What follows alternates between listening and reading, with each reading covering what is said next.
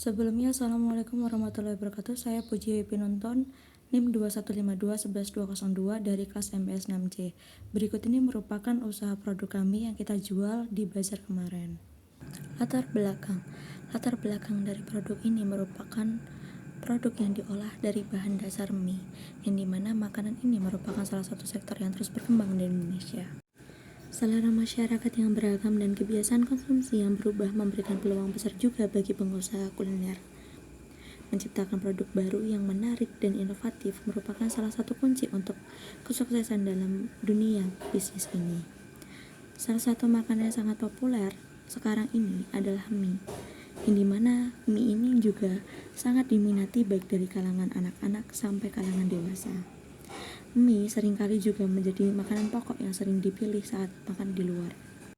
Produk ini merupakan salah satu produk makanan cepat saji, yang dimana semakin mendominasi pasar kuliner di Indonesia. Namun, di tengah banyaknya penjual mie instan atau mie goreng dalam berbagai kemasan siap saji, kebutuhan akan mie yang segar, lezat, dan bercita rasa pedas sesuai selera orang Indonesia semakin meningkat. Oleh karena itu, mendirikan usaha yang menawarkan mie dengan berbagai tingkat kepedasan dan cita rasa khas, olahan rumahan dengan bahan-bahan berkualitas tinggi memiliki potensi besar untuk sukses di pasaran. Mie ini bisa menjadi pilihan makanan yang murah dan mudah dijangkau oleh semua kalangan. Selanjutnya yaitu 4P, Produk, Price, Promotion, and Place. Yang pertama yaitu produk. Produk ini bernama produk Yumi, yang dimana diolah dari bahan dasar mie dan disajikan dalam berbagai tingkat level kepedasan, mulai dari level 1 sampai level 5. Produk ini juga merupakan salah satu produk makanan berat yang cocok dimakan untuk para penggemar makanan pedas di Indonesia. Di samping itu, makanan ini tidak menggunakan bahan pengawet, sehingga aman untuk dikonsumsi baik dari kalangan anak-anak sampai kalangan dewasa. Produk ini juga disajikan menarik, praktis, dan siap dimakan, sehingga ketika produk ini sampai kepada konsumen bisa langsung menikmatinya. Yang kedua yaitu price.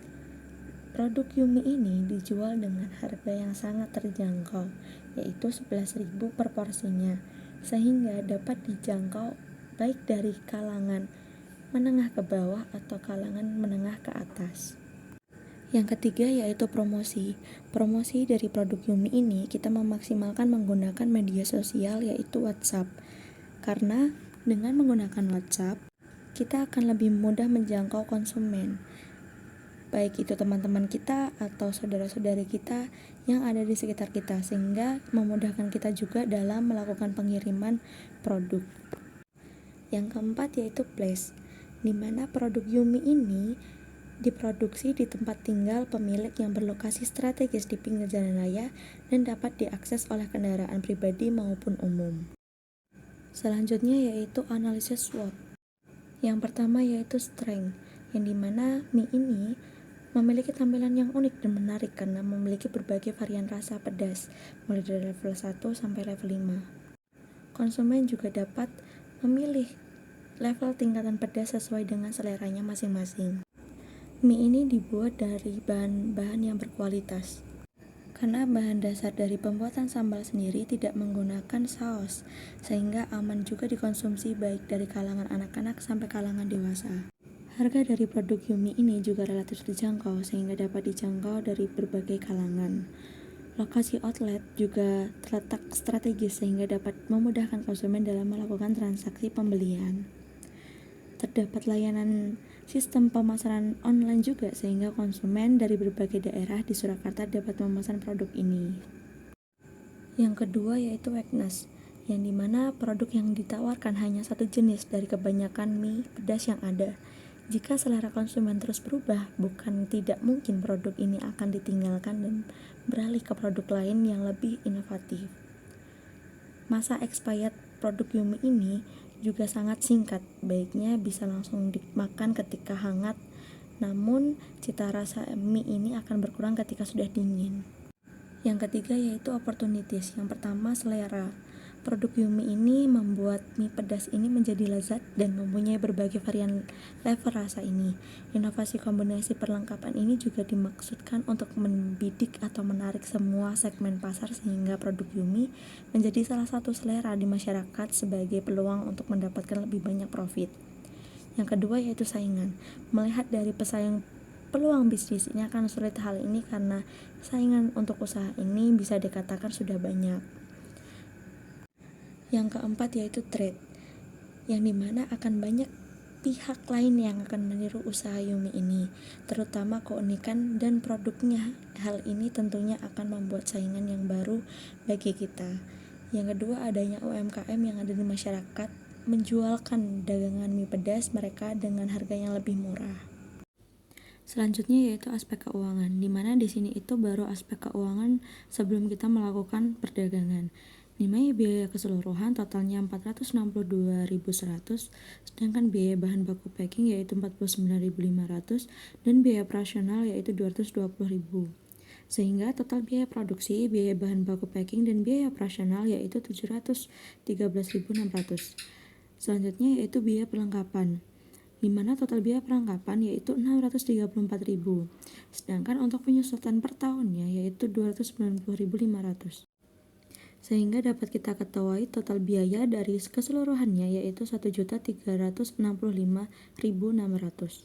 Sehingga dapat kita kalkulasikan total biaya untuk biaya investasi yaitu 634.000 per tahun, sedangkan biaya produksi yaitu 184.176.000 per tahun, biaya operasional 79.200 per tahun, dan biaya penyusutan yaitu 290.500 per tahun.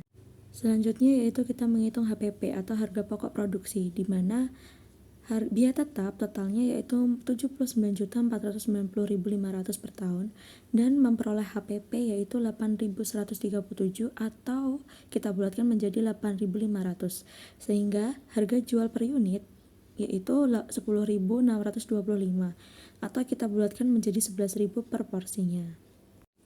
Selanjutnya yaitu total biaya produksi, yang dimana total biaya produksi per tahunnya yaitu 263.376.000, sedangkan total pendapatan per tahunnya yaitu 356.400 per tahun, sedangkan untuk per bulannya yaitu 29.700. Selanjutnya yaitu keuntungan yang diperoleh dalam setahun yaitu 172.224.000, sedangkan untuk per bulannya yaitu 14.352.000. Sedangkan untuk total ROI-nya yaitu 0,935%. Dapat kita ketahui dalam tabel tersebut proyeksi rugi atau laba dalam 1 tahun produksi usaha ini. Jadi total pendapatan mendapatkan 356.400.000 rupiah, dan untuk biaya bahan baku yaitu 166.376.000, dan untuk biaya tetap yaitu 79.490.500, dan untuk total biaya produksi yaitu 184.176.000, sehingga laba bersihnya yaitu 430.022.500. Selanjutnya yaitu biaya realisasi laporan anggaran belanja setelah kita melakukan penjualan, di mana total biaya bahan baku kita yaitu 386.100, sedangkan untuk biaya bahan baku packing yaitu 59.000 dan biaya operasional yaitu 120.000, sehingga total biaya produksi ditambah biaya bahan baku packing ditambah operasional yaitu 565.100. Sedangkan untuk biaya perlengkapan yaitu totalnya 634.000, sedangkan untuk penyusutan dalam 1 tahun yaitu 290.500. Sehingga total biaya keseluruhannya yaitu 1.199.100. Dan untuk total biaya keseluruhan dapat kita kalkulasikan dalam 1 tahunnya yaitu untuk total biaya investasi yaitu 634.000 per tahun, dan untuk biaya produksi yaitu 160.236.000 per tahun, biaya operasional 43.200 per tahun, dan untuk biaya penyusutan yaitu 290.500 per tahun. Selanjutnya kita menghitung HPP, di mana untuk biaya tetap memperoleh Rp43.490.500 per tahun, dan untuk HPP sendiri yaitu 5.659 atau kita bulatkan menjadi 6.000, sehingga harga jual per unit memperoleh 7.500. Namun harga jual kita menjadi 11.000 per unit. Lalu kita bisa hitung juga untuk total biaya produksi dalam 1 tahun yaitu 203.436.000. Sedangkan untuk total pendapatan per tahunnya yaitu 396 juta.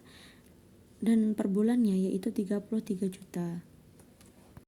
Sedangkan untuk keuntungan totalnya per tahun yaitu 235.764.000. Sedangkan untuk per bulan yaitu 19.647.000. Sedangkan untuk ROI-nya yaitu totalnya 1,471%.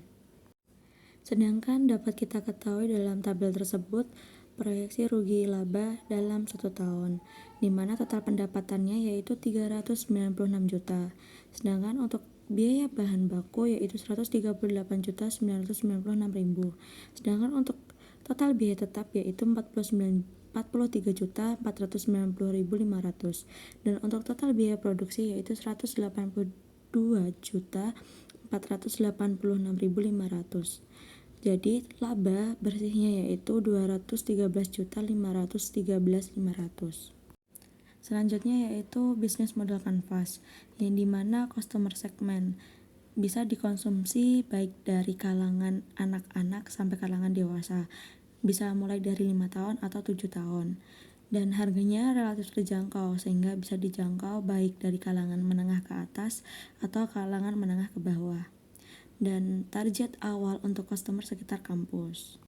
Selanjutnya, customer relationship. Yang pertama, menggambarkan kepada loyal customer rangkaian jadwal pre-order. Yang kedua, memberi informasi mengenai free item atau paket bundle di hari spesial. Selanjutnya yaitu value proposition. Yang pertama, makanan yang murah, menyenangkan, dan mudah dijangkau. Yang kedua, terdapat pilihan level kepedasan yang dapat dipilih sesuai selera.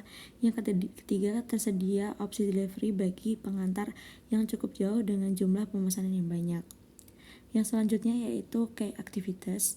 Yang pertama yaitu pengadaan bahan baku. Yang kedua, pengantaran produk kepada konsumen. Yang ketiga, pengelolaan sosial media. Yang keempat, pre-order produk. Yang selanjutnya yaitu key partners. Yang pertama yaitu supplier bahan baku seperti mie, ayam, kulit pangsit, dan lain-lain. Yang kedua yaitu organisasi dalam kampus. Yang ketiga yaitu sekolah menengah. Yang keempat yaitu pondok pesantren. Yang kelima yaitu UMKM minuman untuk kolaborasi building produk. Selanjutnya yaitu key research. Yang pertama, peralatan memasak. Yang kedua, kemasan pangan seperti styrofoam plastik.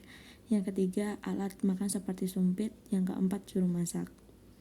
Selanjutnya yaitu channels.